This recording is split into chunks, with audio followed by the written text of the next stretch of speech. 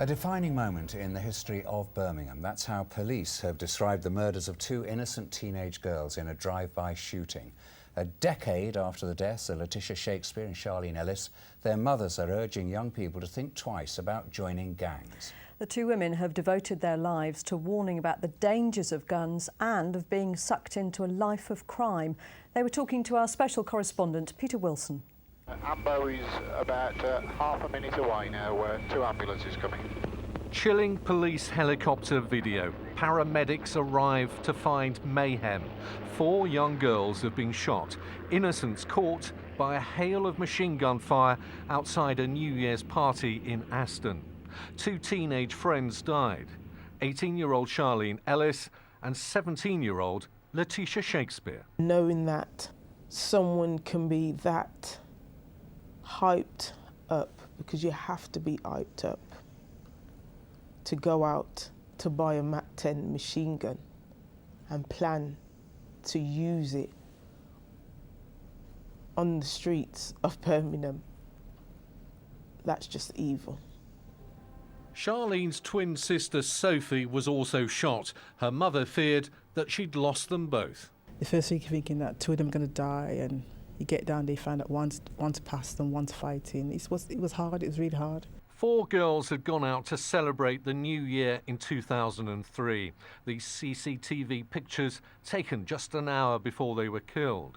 The shootings directed the nation's attention onto the spectre of Britain's gangs who were spiralling out of control. Both mothers have since devoted themselves to campaigning against that gun and gang culture. To speak to young people about their choices and how it can affect them by making the wrong choice in being with the wrong person is overwhelming. When a forensics hub to analyse guns and bullets was set up in Birmingham, the 2 mothers were guests of honour. The police see the New Year's shootings in 2003 as a pivotal moment. I think the event has never gone away from the Birmingham memory. I think this is obviously a very key moment to actually stop and remember what happened on that very dark day. But certainly for the police, it is still a very big event. The family's charity work will continue, and Marcia Shakespeare visits schools. So far, she's spoken to more than 20,000 young people about the impact of violent crime on families and communities. Peter Wilson, BBC Midlands Today, Birmingham. And Peter's here in the studio now. Peter, 10 years have passed. How significant was this case? This was hugely significant. It was the biggest murder investigation that the police had carried out since the Birmingham pub bombings.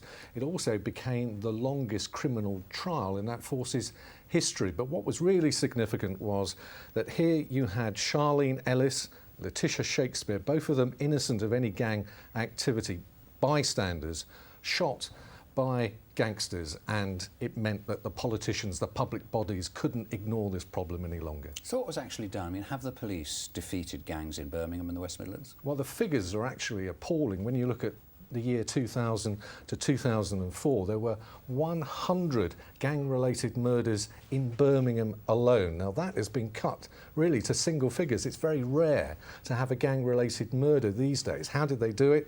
Well, the police were imaginative. They sent 2 guys around the world, to America, New York, Los Angeles, to learn about guns. They also went to Northern Ireland to talk about mediation between different rival groups. And back here in Birmingham, the council and local communities got together in partnership, and we've seen this success story. But is that success story at risk now, Peter, because of cuts facing the police and councils? Well, that's the big question, and a lot of people are fearing that those big cuts, especially to the council budgets, will mean that a lot of that community work may finish this April. But Letisha Shakespeare's middle name is precious. The relatives, the families, will not be silent. They will speak out if there's any fear of this gang violence rearing its head again. OK, Peter Wilson, thank you. Other news.